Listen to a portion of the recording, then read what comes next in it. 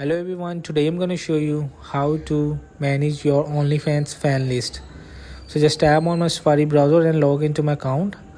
So now I will be moved in my profile icon, which is right bottom corner, and here you will be see the second option is collection, which is saved icon. Just tap on it and here is your fan list.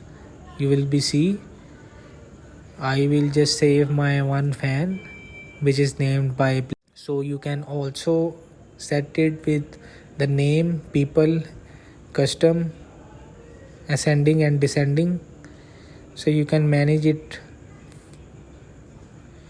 at any time. So you can just manage with the alphabet of your fan list. So hope this video help you. Please don't forget to like and subscribe and get notified for more videos.